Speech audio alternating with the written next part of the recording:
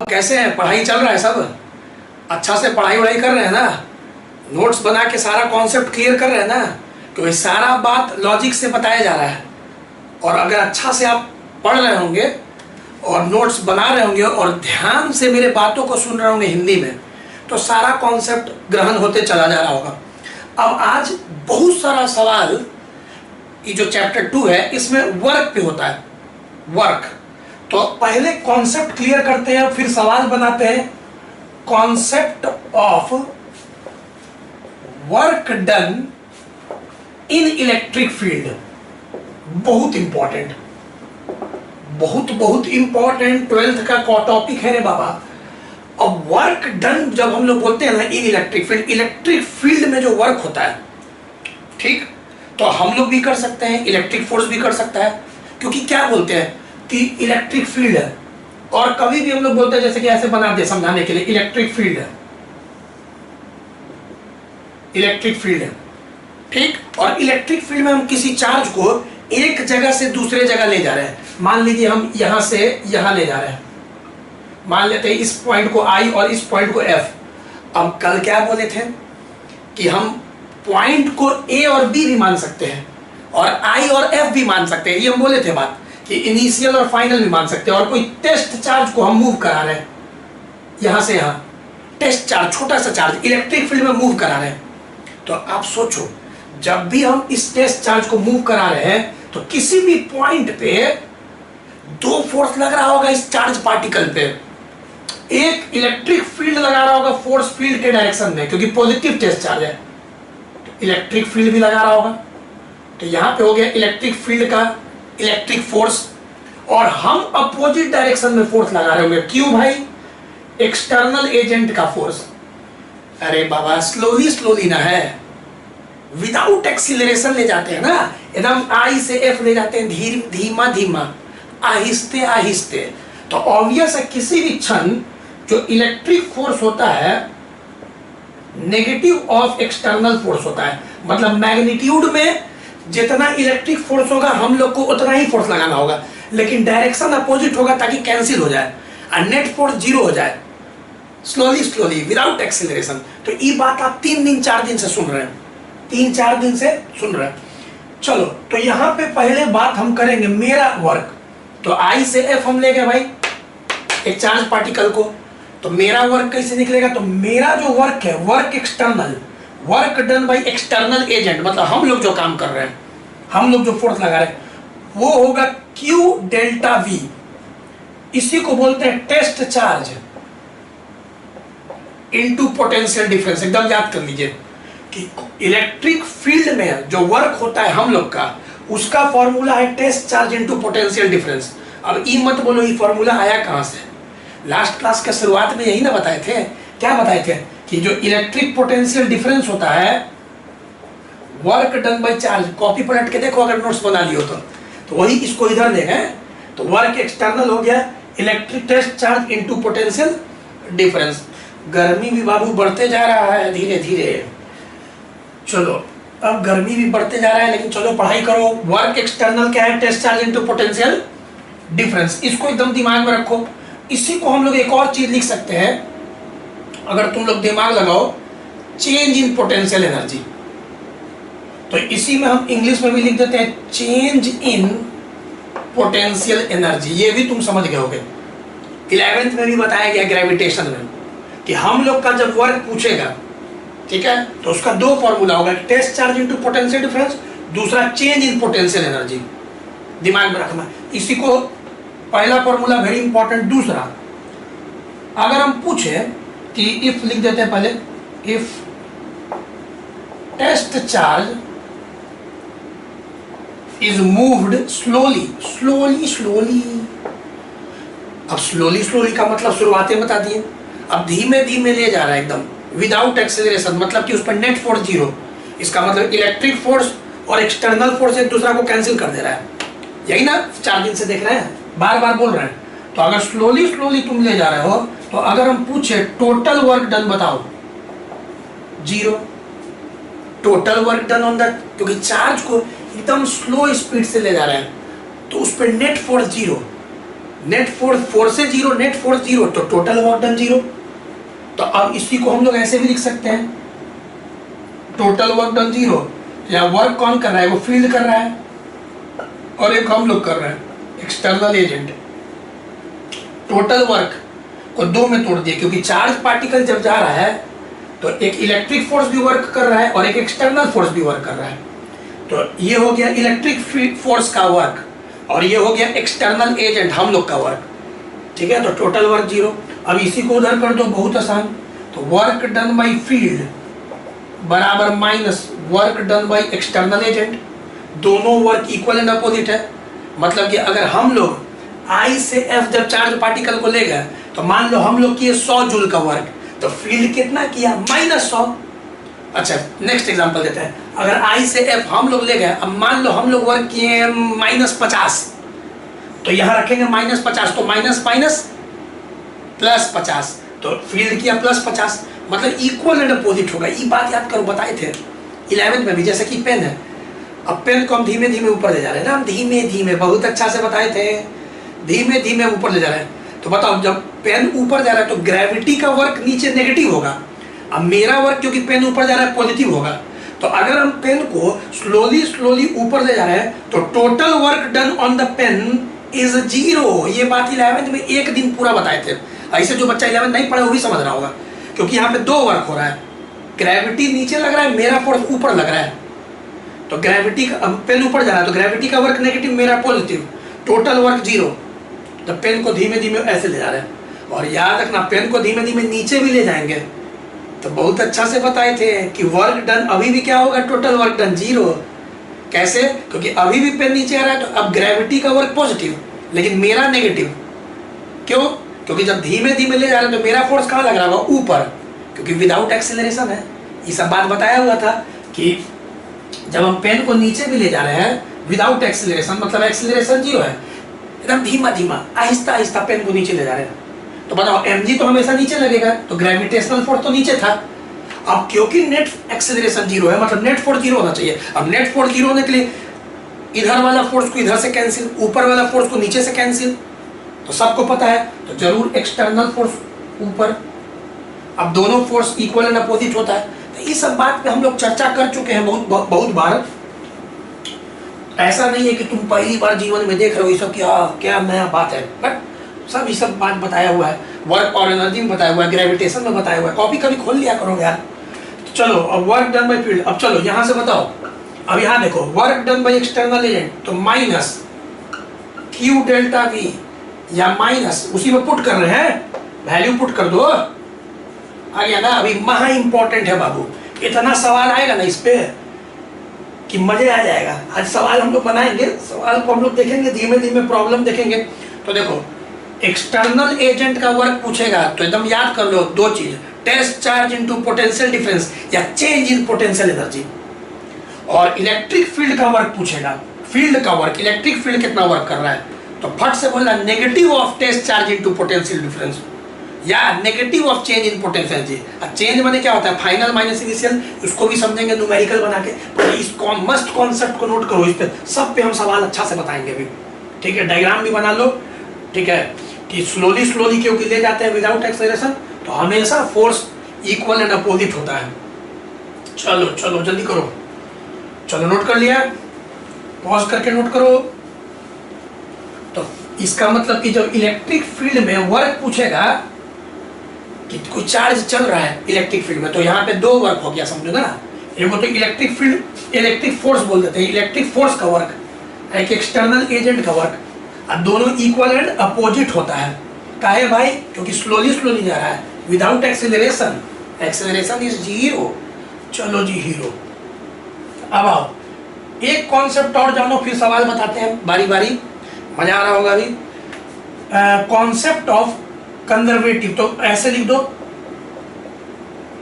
देखो ये सब कॉन्सेप्ट है, बस जानो। Conservative nature of electric field या फोर्स। अब देखो ये हम लोग वर्क और एनर्जी में पढ़े थे, कंजर्वेटिव नॉन कंजर्वेटिव, याद है ना। अब देखो फिगर बेकार में बिठा दिए, फिगर तुम लोग यहाँ वाला याद रखो, अभी फिगर बनाए थे, डाल लो कि हम लोग इलेक्ट्रिक फील्ड में एक चार्ज को I से F ले जा रहे हैं। इलेक्ट्रिक फील्ड में चार्ज को कहां से, Q चार्ज को I से F हम लोग ले जा रहे हैं, ठीक। तो अब जब हम लोग I से F ले जा रहे हैं इलेक्ट्रिक फील्ड में, तो बोलते हैं कि इलेक्ट्रिक फोर्स कंजर्वेटिव है। इसका मतलब कि जो वर्क हो रहा है हम लोग का या इलेक्ट्रिक फील्ड का, वो कंजर्वेटिव है। इसका मतलब क्या, मतलब कि बर्बाद नहीं होता है। जो वर्क हम लोग कर रहे हैं या इलेक्ट्रिक फील्ड कर रहा है, वो वर्क जो है बर्बाद नहीं हो रहा है, वेस्ट नहीं हो रहा है। वो वर्क एनर्जी के रूप में स्टोर हो रहा है। कैसा energy, electric potential energy, electric potential energy के रूप में कंजर्व हो रहा है। वही कंजर्व को बोलते हैं कंजर्वेटिव, कंजर्वेटिव नेचर है। वर्क एनर्जी के रूप में स्टोर हो रहा है, पोटेंशियल एनर्जी के रूप में, वेस्ट नहीं हो रहा है। हीट, साउंड, लाइट के रूप में वेस्ट नहीं हो रहा है। तो आओ देखते हैं फिर से। पहला बात कि जब बोलता है कि इलेक्ट्रिक फील्ड कंजर्वेटिव है, तो 3 बात हम लोग पढ़े थे 11th क्लास में, वर्क और एनर्जी में। कॉपी खोल के रिवीजन करना चाहते हो तो कर लेना, ठीक है। पहला बात क्या था कि the work done is in round trip या क्लोज्ड ट्रिप। कुछ याद आ रहा होगा, close trip is 0। The work done in close trip is 0। Common sense था यार, दिमाग नहीं लगाते हो रे बाबा। इलेक्ट्रिक फील्ड है, मान लेते यहाँ पे कोई पॉइंट है, मान ले यहाँ लेते हैं, चलो ये यहाँ पे पॉइंट है, यही नाम दे देते हैं अभी। चलो अभी यहाँ से मेरे को चार्ज है मेरे Q। अब कल्पना करो, इमेजिन करो कि यहाँ से इस चार्ज को ले जा रहे हो, उड़ी उड़ी उड़ी बाबा, उड़ी बाबा, उड़ी बाबा। हेलो, समझ गए। अब ये बताओ, यहाँ से ऐसे चला, फिर लौट के बुद्धू, यहाँ बुद्धू कौन है, चार्ज, तुम नहीं हो, तुमको नहीं बोले चार्ज को। तो यहाँ से ऐसे चार्ज गया गया गया गया गया गया गया गया गया वापस आ गया, तो ट्रिप बनाया। यहाँ पे ऐसे ट्रिप बना, क्लोज्ड ट्रिप, क्लॉकवाइज चलो या एंटी क्लॉकवाइज चलो। अब लौट के बुद्धू घर को आए, जिस पॉइंट से चला उसी पॉइंट पे आ गया, तो बोलते हैं क्लोज्ड ट्रिप बनाया। ये चार्ज क्लोज ट्रिप किया, तो वर्क डन क्या होगा, 0। सोचो क्या है, लॉजिक सोचो, लॉजिक सोचो। अभी क्या बताया, work done by field negative of test charge into potential difference. अभी बताए थे कि नहीं पीछे, वो याद करो यार तुम लोग। अब यहाँ पे कॉमन सेंस है, माइनस। अब ई क्या हो गया, फाइनल माइनस इनिशियल। अरे बिड़ू, change in potential, final potential minus initial. अब यहाँ पे जो इनिशियल था वही फाइनल है, ताकि ए से चले ए पर आ गए। तो अगर यहाँ पे मान लो ए पे 10 वोल्ट है पोटेंशियल, तो ले फाइन इनिशियल 10 था, फाइनल 10 था, कट गया दोनों, पोटेंशियल डिफरेंस 0, तो वर्क 0। पीछे जो पढ़ाएं उससे समझ में आ रहा होगा। दूसरा है, अपने से अब समझना, the work done is path independent. ठीक है, इसको देख लेना, नोट करना होगा तो इसको नोट कर लेना भाई। एग्जांपल खाली 10-10 मत लिखना, यहीं पे लिख लेना कि भाई सेम हो जाएगा दोनों, भी तो कट जाएगा और फिर 0 आ जाएगा। तुमको मन होगा तो इसका रीजन नोट कर सकते हो, इसे समझ में आ रहा, अंडरस्टूड है। चलो अब दूसरा है path independent. Path independent, path पे डिपेंड नहीं करता है, मतलब कि इलेक्ट्रिक फील्ड है। अब यहां से हम पूछे कि चलो यहाँ सुनो ना, देखो देखो, हम I और F लिखेंगे, तुम A और B भी लिख सकते हो, रोज बोलते हैं यार। तो हम I F लिखते हैं, हमको अच्छा लगता है। I माने इनिशियल, F माने फाइनल, तो I से F। अब यहाँ से हम ऐसे गए, उई उई उई उई उई पहुंच गए, I से सीधा गए, मतलब कि पाथ 1 पाथ 2 अलग रास्ता से गए, फिर अलग रास्ता से जाएंगे। समझ में आ रहा होगा। तो यहाँ पे देख लो 3 पाथ है, तो यहाँ पे तुम देख लो एक बार पाथ 1, ये वाला है आपका, पाथ 2 लिख लेना अच्छा से। हो सकता है दिख नहीं रहा हो लेकिन सुनाई तो दे रहा होगा मेरे दोस्त। और ये पाथ 3। अब हम बोलेंगे बताओ, जब हम एक चार्ज Q को I से F ले गए, तो किस पाथ के अलोंग वर्क सबसे ज्यादा हुआ? तो तुम बोलोगे सेम ना हुआ सर, मतलब वर्क डन बाय फील्ड या वर्क डन बाय एजेंट, दोनों में से कुछ भी बोलो। जो पाथ 1 के अलोंग होगा वही पाथ 2 के अलोंग होगा, वही पाथ 3 के अलोंग होगा। पाथ पे वर्क डिपेंड नहीं करता है, सिर्फ इनिशियल और फाइनल पॉइंट पे डिपेंड करता है। तुम बोलोगे कॉमन सेंस है सर, काहे कॉमन सेंस है? क्योंकि अगर हमको यहाँ पोटेंशियल डिफरेंस निकालना है तो हमको कुछ नहीं चाहिए, बस हमको आई का पोटेंशियल दे दो, मान लो भी आई, हमको एफ का पोटेंशियल दे दो, मान लो भी एफ। अभी सवाल पे आएंगे। अब आई का मान लेते हैं पोटेंशियल, लेटर सपोज 100 वोल्ट है, एफ का मान लो इस फिगर में 50 वोल्ट है, ठीक। चार्ज मान लो 2 कूलम है, जिसको ले जा रहे हैं 2 कूलम। अब हम बोलेंगे, अब हमको फिगर मत दो, हमको बोलो ए बताओ वर्क डन बाय फील्ड, तो ऑब्वियस है पाथ का जरूरत नहीं है, सीधे तुम बोलोगे सर अभी ना पढ़ा है यहाँ पर test charge into potential difference, negative of test charge into potential difference, का फील्ड का वर्क है। अच्छा मेरा वर्क पूछता तो हम लिखते हैं test charge into potential difference, field का वर्क पूछेगा तो negative of test charge into potential difference. चलो नेगेटिव ई बोलो 2 potential difference, final minus initial, final यहाँ पे 50, नेगेटिव अपने जगह पे, इनिशियल 100, ये हो गया -50, माइनस माइनस प्लस हो गया जी। जब सॉल्व करो कितना आ रहा है 100 जूल, मतलब फील्ड 100 जूल किया, तो वही हम पूछेंगे बताओ फील्ड अगर 100 जूल यहाँ से यहाँ ले गया तो फील्ड 100 जूल किया, तो हम लोग कितना किए -100, क्योंकि फील्ड का वर्क आ गया तो नेगेटिव होगा एक्सटर्नल एजेंट का वर्क, और एक्सटर्नल एजेंट का आ गया तो उसका नेगेटिव होगा फील्ड का वर्क, दोनों इक्वल एंड अपोजिट होगा। अभी पीछे समझाए ना यार, तो पाथ पे डिपेंड नहीं किया, ये भी तुमको नोट करना होगा, एग्जाम्पल तो तुम नोट कर सकते हो। चलो फील्ड का वर्क हो गया, पाथ पे डिपेंड नहीं करता। तीसरा, जब हम लोग एक जगह से दूसरे जगह ले जाते हैं इलेक्ट्रिक फील्ड में टेस्ट चार्ज को, तो मैकेनिकल एनर्जी कंजर्व होता है, कॉमन सेंस है। अभी बोले सर शुरुआत में कि कंजर्वेटिव है, मतलब कि एनर्जी वेस्ट नहीं होता है, तो वेस्ट नहीं होता है तो पोटेंशियल एनर्जी के रूप में स्टोर होता है। तो यहाँ पे तीसरा बात है, इस पे भी हम सवाल बताएंगे, मैकेनिकल एनर्जी इज कंजर्व्ड, ठीक है। तो मैकेनिकल एनर्जी जो इनिशियल होगा वही मैकेनिकल एनर्जी फाइनल होगा रे बउआ। अब मैकेनिकल एनर्जी मतलब kinetic energy plus potential energy, इस पर न्यूमेरिकल में बनाएंगे अभी।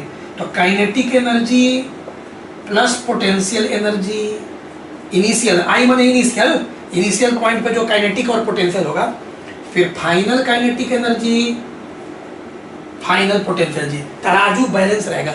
मतलब काइनेटिक प्लस पोटेंशियल जो इस पॉइंट पे होगा वही इस पॉइंट पे होगा, क्योंकि एनर्जी जस्ट क्या हो रहा है, काइनेटिक से पोटेंशियल फॉर्म, पोटेंशियल से काइनेटिक फॉर्म, ट्रांसफर हो रहा है फॉर्म में, बर्बाद नहीं हो रहा है।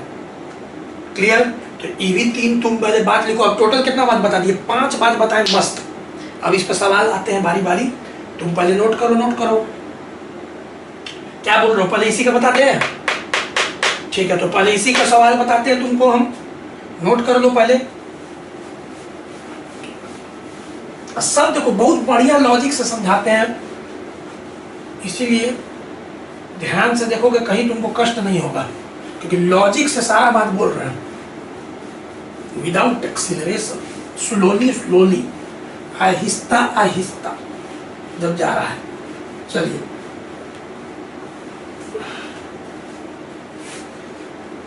तो आहिस्ता आहिस्ता जा रहा है, तो क्या, तो हम लोग जो वर्क करेंगे एक्सटर्नल एजेंट, अब फील्ड जो वर्क करेगा, दोनों इक्वल एंड अपोजिट होगा, ये बात हुआ। चलो अब जैसे कि, चलो तो बारी ही बारी सवाल लेते हैं शुरुआत से। अब देखो 4-5 सवाल समझाते हैं। असाइनमेंट का पहला क्वेश्चन है, ठीक है, असाइनमेंट का पहला क्वेश्चन है। देख लो भाई, असाइनमेंट अब सबके पास होगा। अरे एक चीज याद रखना, कोई बच्चा नया जुड़ रहा हो ना, तो हो सकता है कि तुमको असाइनमेंट सेक्शन में असाइनमेंट दिख ही नहीं रहा हो, तो फिर याद रखना, हमको एक बार मैसेज कर देना 9835698972, मेरा पर्सनल नंबर है 9835698972। इस पे मैसेज करना। अगर किसी को असाइनमेंट सेक्शन में असाइनमेंट नहीं दिख रहा है फर्स्ट चैप्टर का, क्योंकि बच्चा लगातार एडमिशन लेते रहता है, तो नया वाला बैच के लिए बोल रहे हैं, पुराना वाला बैच में जिसमें था उसको तो सबको दिख रहा होगा, क्योंकि उसमें फिर हम बच्चा ऐड नहीं किया। नया वाला बैच में कोई बच्चा अगर एडमिशन ले रहा हो न्यू, तो असाइनमेंट सेक्शन में हो सकता है उसको असाइनमेंट नहीं दिख रहा हो, तो इस पे मैसेज करके हमको इन्फॉर्म करो, तो फिर हम असाइनमेंट तुमको देंगे। ये नहीं कि नहीं दिख रहा है तो खुश हो जाना कि वाह हमको तो दिख ही नहीं रहा है तो हम तो बनाएंगे नहीं, वैसे नहीं करो, मेहनत से भागोगे, साथ दो साथ मिलेगा, मेहनत करो। चलो अब क्या बोलो, क्वेश्चन लिखे हैं, देखो क्वेश्चन पढ़ते हैं क्या कि असाइनमेंट सेक्शन में फिर तुम लोग देख लेना। बोल रहा है if 100 joule 100 joule work must be done, तो यहाँ पे बोल रहा है कि हम लोग जो है 100 जूल का वर्क कर रहे हैं, 100 joule work must be done to move an electric charge of 4 coulomb. तो इलेक्ट्रिक चार्ज का वैल्यू दिया हुआ है तुमको, 4 कूलम का चार्ज को इलेक्ट्रिक फील्ड में मूव करा रहा है। मन में देखो, मन में देखो, from a place where potential, एक ऐसे जगह जहां पोटेंशियल शुरुआत में -10 वोल्ट है, -10 volt, to another place where potential is V volt, final potential बोल रहा है V वोल्ट है, ठीक है, यहां पे भी छोटा वोल्ट लिख दो। चलो V निकालना है potential, find the value of V। कितना आसान सवाल है, ये सब क्या बनवा रहे हो?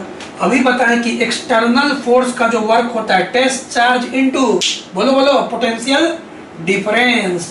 तो चलो टेस्ट चार्ज पोटेंशियल डिफरेंस माने फाइनल माइनस इनिशियल, चलो पुट करो। ई कितना दिया हुआ है 100, ई कितना दिया हुआ है 4, final potential V, initial potential -10। देखो अब यहाँ से ई काट दो तो ई 4 बार में कटेगा, अरे डिवाइड ना इंटू ना, यहाँ काटो, ई 25 सॉल्व करने, उसमें भी की रोने मत लगना, माइनस माइनस प्लस 10, तो V इधर ले आओ 10, 15 वोल्ट आ गया, खत्म, फॉर्मूला पे रख देना था, ठीक है। चलो ये फर्स्ट क्वेश्चन था असाइनमेंट का जी। अब क्वेश्चन है आपका 10 नंबर, कहाँ है 10 नंबर, यहाँ पे है, देखिए। तो चलिए क्वेश्चन नंबर 10 देखते हैं, लाइन कट गया था, फिर से प्रोसीड करते हैं। क्वेश्चन नंबर 10 देखिए, क्वेश्चन नंबर 10 जो कि HC वर्मा का 55 है, समझिए। 2 equal charges kept at 20 centimeter distance, a third charge is placed midway। देखिए क्या बोल रहा है क्वेश्चन, आप देख लीजिएगा, यही क्वेश्चन आपका HC वर्मा में भी है 55 नंबर, चैप्टर का नाम है इलेक्ट्रिक फील्ड एंड पोटेंशियल, देख लीजिएगा। ऐसा क्वेश्चन मिल चुका है, बोल रहा है कि 3 चार्ज है Q Q Q, वैल्यू आप पुट कर लीजिएगा। अब तीनों का दिया हुआ है वैल्यू 2 × 10⁻⁷, वैल्यू आप पुट कीजिएगा, और ये पूरा दूरी दिया हुआ है 20 सेंटीमीटर। तो मान लेते हैं ए, मान ये पूरा दूरी आपको 20 सेंटीमीटर दिया हुआ है, मान लीजिए कि हम इसको R मान लें 20 सेंटीमीटर। तो A B और C, और C एकदम मिड में रखा हुआ है, तो A से C R/2 हो जाएगा। पहले क्वेश्चन को समझो, क्वेश्चन को समझो, और ये भी R/2 इनिशियल अवस्था है। बोल रहा है कि कोई ऐसा सिचुएशन है जहाँ तीनों चार्ज फिक्स है ऐसे अवस्थे में, ठीक है, चार्ज का वैल्यू दिया हुआ, तो ये भी सब काय के लिए वैल्यू तुम पुट करना ना अपना घर पे, वैल्यू तुम पुट कर लेना ना यार, ठीक है, हम कॉन्सेप्ट समझा दे रहे हैं। अब बोल रहा है ना कि ए थर्ड चार्ज तो रख दिए, अब बोल रहा है ओहो इनिशियल सिचुएशन तुम समझ गए ना, अब इसको उठा के बोल रहा है ऊपर ले जाओ, मतलब कि सिचुएशन ऐसा हो गया, ए बी को जस्ट के तरह छोड़ दो, ए और बी को क्यू को छोड़ दो, अब बीच वाला जो सी यहाँ है ना, इसको उठा के बोल रहा है कि ऐसे ऐसे ऊपर ले जाइए, ऐसा ले जाइए सी को कि इक्विलैटरल ट्रायंगल बन जाए, ये सब आर हो जाए। क्वेश्चन बोल रहा है, हम नहीं बोल रहे बाबू, क्वेश्चन बोल रहा है। तो ये इनिशियल और ये हो गया तुम्हारा फाइनल सिचुएशन कि सी को उठा के यहां से हम लोग ऐसे ले गए यहां ले गए, सच दैट कि A B C becomes an equilateral triangle of side length 20 centimetre, जो कि हम लोग आर था, देख लो, और Q और R का वैल्यू दिया हुआ है तुमको, वो तुम पुट कर लेना, हम ऐसे लिख देते हैं। Q तुमको दिया हुआ है 2 × 10⁻⁷ कूलम, और R दिया हुआ है 20 सेंटीमीटर, तुम अपने घर पे पुट कर लेना। How much work is done by electric field during the process, electric field ने कितना कार्य किया तुमको निकालना है, क्या वर्क डन बाय फील्ड। अब कैसे फील्ड कैसे निकालोगे भाई, तो आज हम कुछ पढ़ाए थे, वर्क डन बाय फील्ड होता है negative of change in potential energy. 2 formula दिए थे ना, कि एक याद करो, वर्क डन बाय फील्ड बोले थे negative of test charge into potential difference, और वो एक और बोले थे 2 याद रखने के लिए, कि negative of change in potential energy. भी क्या है, इलेक्ट्रिक पोटेंशियल, U क्या है? Electric potential energy. ठीक, लास्ट क्लास में पढ़ा है, बहुत मस्त, इलेक्ट्रिक पोटेंशियल एनर्जी। तो अब बताओ, इसी को हम ऐसे लिख सकते हैं माइनस, अब डेल्टा यू मैंने क्या, final potential energy minus initial. अगर माइनस को अंदर कर दे तो ऐसे लिख सकते हैं you I minus U F. अब तुम बताओ क्या सिखाए थे कल? कौन कौन स्टूडेंट इस फिगर में इस सिस्टम ऑफ चार्ज का इनिशियल पोटेंशियल एनर्जी लिख देगा? इनिशियल इस फिगर में पहले बताओ कितना चार्ज है? 3 चार्ज है, 1 2 3। तो कितना जोड़ा बन रहा है, कितना पेयर बन रहा है, सिखाए थे ना कल। तो यहाँ पे 3 जोड़ा बनेगा, एक बनेगा ए और बी के बीच में, पहले ए और सी के बीच में, फिर एक और बनेगा सी और बी के बीच में, और एक बनेगा ए और बी के बीच में। कल सिखाए ना कि 3 चार्ज होता है तो कितना जोड़ा बनता है? 3 जोड़ा बनता है, देख लो पीछे कल के नोट्स में। तो चलो पोटेंशियल एनर्जी सिस्टम का चलो लिखते हैं, इन दोनों के लिए बोलो k q into q, Q1 Q2 by r, k Q1 Q2 by are.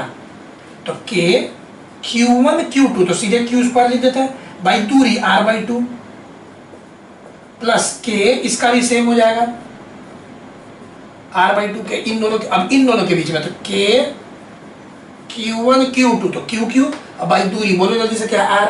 अब ये 2 ऊपर ले जाओ, मन में ले जाओ 2 ऊपर, तो ये 2 2 4 1 5, कितना हो जाएगा 5 k q square by are. ये आ गया इनिशियल पोटेंशियल। कौन कौन स्टूडेंट जो जो कल का क्लास किया है इस सिस्टम ऑफ चार्ज का, अब यहाँ 3 है, फिर से 1 2 3, लेकिन इक्विलैटरल ट्रायंगल में कौन कौन बच्चा इस सिस्टम ऑफ चार्ज का पोटेंशियल एनर्जी लिख देगा? सब लिख देगा।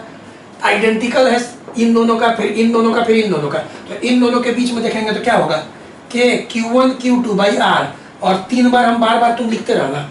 कल सिखाए थे यार, यही एकदम पर्टिकुलर, हम यही चीज कल किए थे हम लोग। तो ये इनिशियल पोटेंशियल हो गया, ये फाइनल हो गया। अब चलो इनिशियल माइनस फाइनल करते हैं यहाँ पे। तो एक आया 5 k q square by r minus 3 k q square by r. तो 5, अब डिनोमिनेटर सेम है, एलसीएम सेम है, तो 5 में से 3 गया कितना हो जाएगा 2, तो 2 k q square by r. Value तुम रख लोगे ना, के हो क्या, k coulomb constant 9 into 10 to the power 9, q का वैल्यू यहाँ पे दिया हुआ है 2 into 10 to the power minus 7, r को मीटर में कन्वर्ट कर लेना 20 into 10 to the power minus 2 metre. Answer तुम्हारा जूल में आ जाएगा, वैल्यू को पुट कर लेना कम से कम। तो ये भी बहुत सुंदर सवाल था कि इनिशियल दिया हुआ है फिगर, फाइनल फिगर दिया हुआ है, ठीक है ना, कि यही चीज ऐसा हो गया। तो बताइए work done by field, work done by field क्या होगा? तो ये कैसे पोटेंशियल एनर्जी के फॉर्मूला से निकाला गया, बहुत इजी है। एक बार देखो, शुरू में हो सकता है तुमको लगे थोड़ा सा प्रैक्टिस कर लोगे ना, सब ऐसे रिवीजन ऐसे होता है सब, शुरू में थोड़ा टाइम लग सकता है, रिवीजन 2-3 बार करो एकदम दिमाग में बढ़ जाएगा।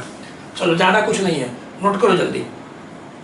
अब देखेंगे हम लोग कौन कौन हो गया, 9 हो गया, 10 हो गया, अब लिखा हुआ है 11। अच्छा, एनसीईआरटी का 2.12 एनसीईआरटी का सवाल। चलो एनसीईआरटी का सवाल। आज जो 5 कॉन्सेप्ट दिए ना दोस्त, उसको एकदम तंदुरुस्त कर लो, हट्टा कट्टा एकदम कर दो 5 कॉन्सेप्ट को। लॉजिक से सब बताया जा रहा है तो दिमाग में जल्दी बैठेगा। अब देखो असाइनमेंट का 11 जो है ये तुम्हारा है एनसीईआरटी का क्वेश्चन है, मतलब एक्सरसाइज का है, क्वेश्चन नंबर 12 है, 2.12 मतलब क्वेश्चन नंबर 12 है एनसीईआरटी का। अब देखो इसमें क्या बोल रहा है, ये भी बहुत सुंदर सवाल है, ध्यान देना। क्वेश्चन को पढ़ के समझाते हैं, अब लिखेंगे नहीं दोस्त। ए पॉइंट चार्ज, तो एक पॉइंट चार्ज है, मान लो क्यू से डिनोट करते हैं 8 मिली कूलम। अब मिली माने क्या हो गया, तो 8 into 10 to the power minus 3 coulomb. तो एक पॉइंट चार्ज है, प्लेस्ड एट ओरिजिन, बोल रहा है कि ओरिजिन पे इस चार्ज को प्लेस कर दिया गया, ओरिजिन पे, ठीक। और तुम क्वेश्चन अगर पढ़ोगे तो देखोगे इधर एक्स एक्सिस मान रहा है, सॉरी इधर तुम्हारा वाई एक्सिस मान रहा है, इधर जेड एक्सिस मान रहा है, ठीक है, और इधर तुम्हारा हम एक्स एक्सिस बाहर की ओर मान रहा है। कर सकते हैं एक्स वाई जेड, इस तरह से दिया हुआ है। पहले सिचुएशन देखो कोऑर्डिनेट सिस्टम में, और यहाँ पे सेंटर पे मतलब कि ओरिजिन पे सॉरी सोर्स चार्ज रखा हुआ है, ये क्यू अभी सोर्स चार्ज है, अब आराम समझना, कैलकुलेट वर्क डन, तो वर्क डन माने तुम्हारा काम, तुमको काम करना है। In taking a small test charge, ओहो एक छोटा सा टेस्ट चार्ज है क्यू नॉट, उसका वैल्यू दिया हुआ है -2 × 10⁻⁻8 कूलम, सॉरी -9 है ना, -9 कूलम, ठीक है, ये 8 था, ये -2 × 10⁻⁻9 कूलम फ्रॉम ए पॉइंट। अब कहां से ले जाना भाई, तो बोल रहा है P 003 सेंटीमीटर। अब बताओ x y z, यहाँ x 0 है, y 0 है, z 3 है, इसका मतलब कि z एक्सिस पे एक पॉइंट होगा यहाँ पे, और इस पॉइंट का एनसीईआरटी नाम दिया है P, और इसका दूरी दिया हुआ है 3 सेंटीमीटर ओरिजिन से, ये वाला।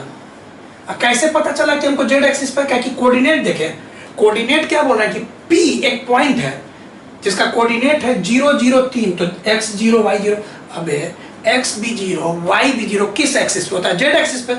अबे z एक्सिस पे ना x और y 0 होता है, कॉमन सेंस, तो जरूर ये पॉइंट P z एक्सिस पे होगा। 2, अब बोल रहा है 2, पहले क्वेश्चन समझ लो आराम से, बहुत जल्दी। 2 q 0 4 0, चलो अब तुम लोग बताओ 0, 4, 0, अब तुम लोग बताओ कौन एक्सिस पे q, ये जो पॉइंट Q है, ये दोनों P और Q पॉइंट है, थोड़ा मनहूस की तरह लिख दिया एनसीईआरटी, ए भी लिखता तो अच्छा लगता है। अब पॉइंट P और Q चार्ज नहीं है, P Q पॉइंट है, बताओ Q पॉइंट किस एक्सिस पे होगा, तो यहाँ पे देखो x y z, अब x 0 और z 0, तो y एक्सिस पे ना x और z 0 होता है, तो जरूर ये पॉइंट Q जो है आपका y एक्सिस पे होगा। कितना सेंटीमीटर पे, 4 सेंटीमीटर की दूरी पे। क्वेश्चन समझा रहे हैं, आंसर नहीं है, पहले क्वेश्चन समझो। चलो ले जा रहे हैं, y अ पॉइंट, मतलब बीच में एक पॉइंट है r 0 6 9। अब तुम बताओ यहाँ x 0 है, y है, z है, x y और z है, इसका मतलब yz प्लेन पे एक पॉइंट है, तो इसको ऐसे ले जाने के लिए बोल रहा है, किसको, टेस्ट चार्ज Q नॉट को। तो यहां तक पहले क्वेश्चन को तुम समझ लो, कि आंसर तो बाबू ऐसे आ जाएगा। पहले एनसीईआरटी का इस क्वेश्चन को तुम समझ लो, फिगर को पहले समझ लो। क्या बोला भाई, फिर से एक बार बोल दे, एक सोर्स चार्ज है यहाँ पे रखा हुआ है ओरिजिन पे, और P पॉइंट है 3 सेंटीमीटर की दूरी पे, वहां से एक टेस्ट चार्ज को पहले R ले गए, R से वापस आए Q पे।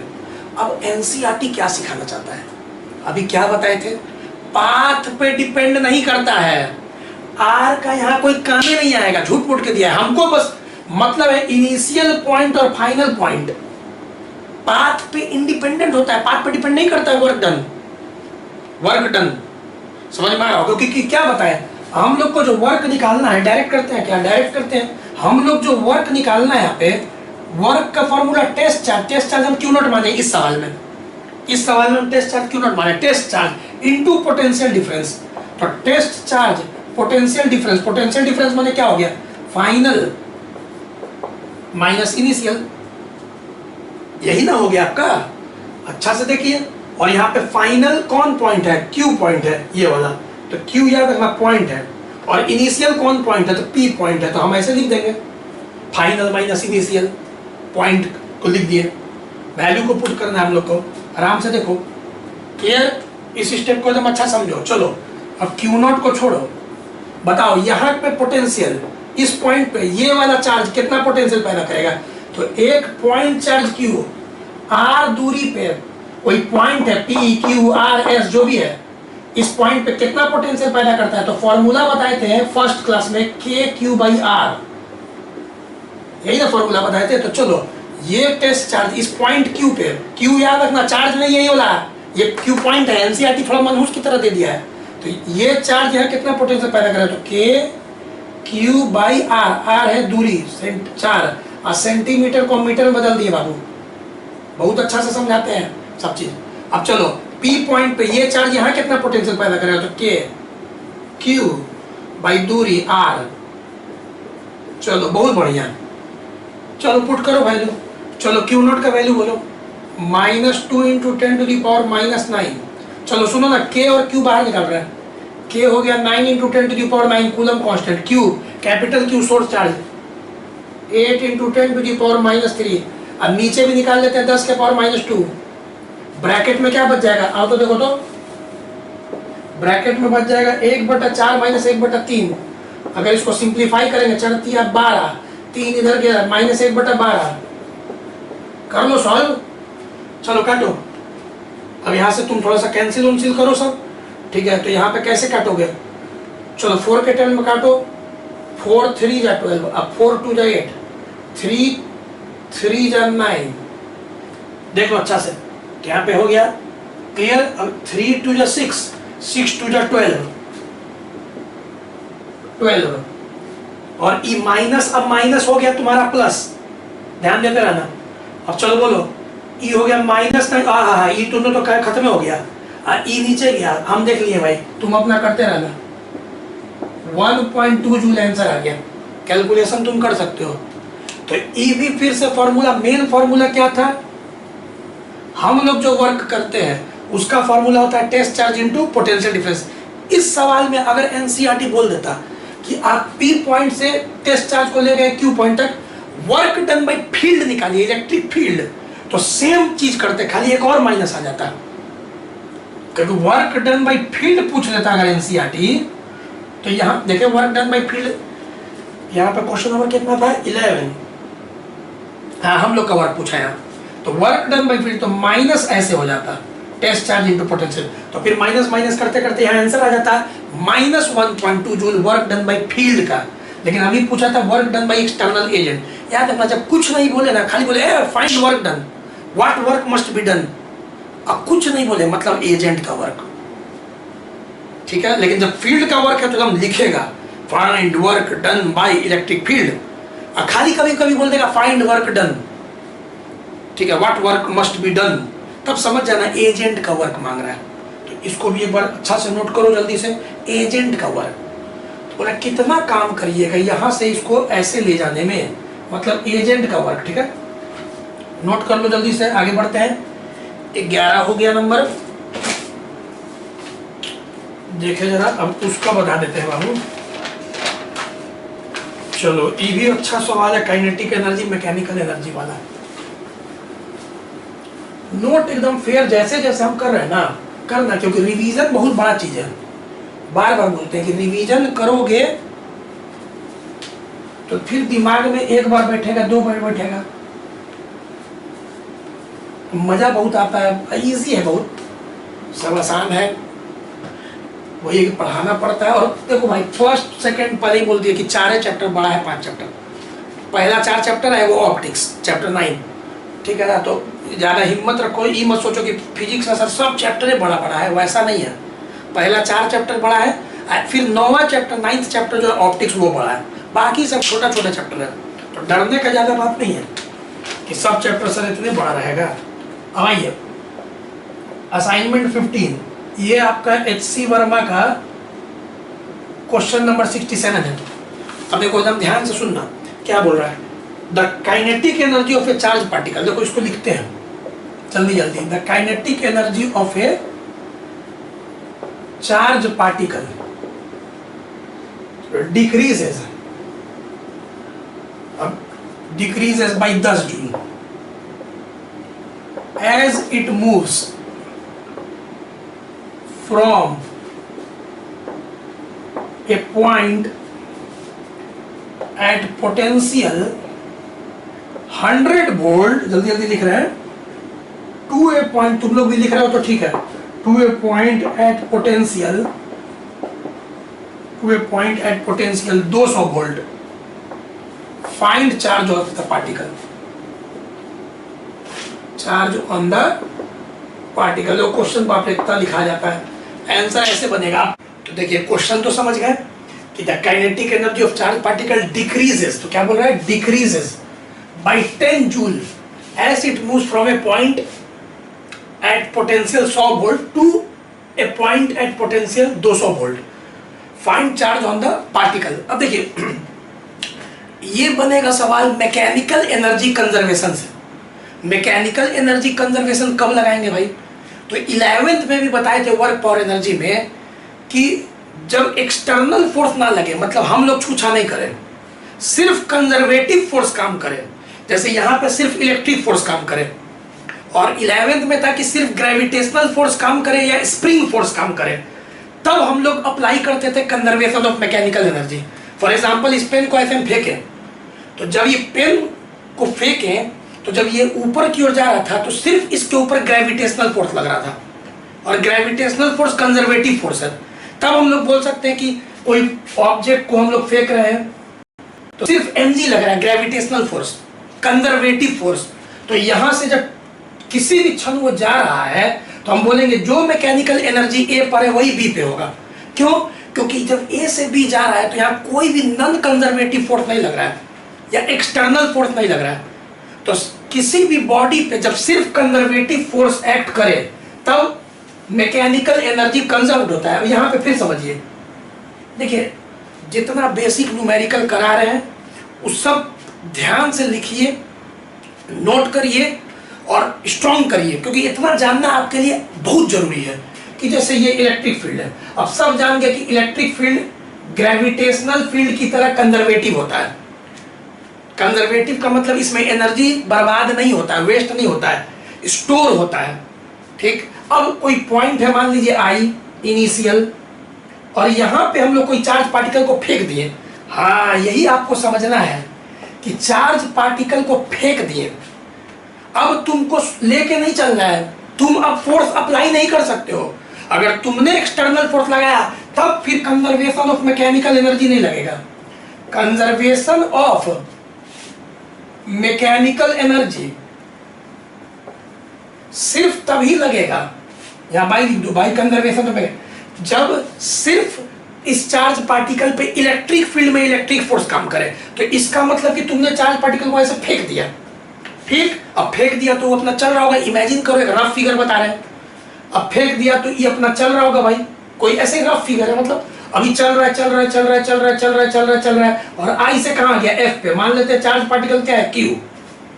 तो जब आई से एफ पे आया तो मान लो धीरे धीरे जैसे जैसे ये आगे बढ़ रहा है, हम लोग फेंके तो इसको क्या दिए, काइनेटिक एनर्जी, काइनेटिक एनर्जी दिए, और वो काइनेटिक एनर्जी धीरे धीरे कन्वर्ट हो रहा है पोटेंशियल एनर्जी में। तो चलो आओ करते हैं, जो मैकेनिकल एनर्जी इनिशियल होगा वही मैकेनिकल एनर्जी फाइनल होगा। कब?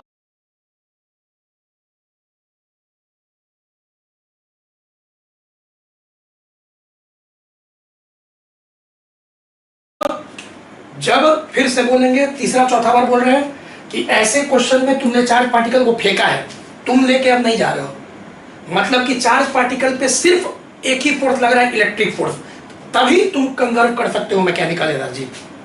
क्लियर? तो चलो, kinetic energy initial, potential energy initial, kinetic energy final, potential energy final.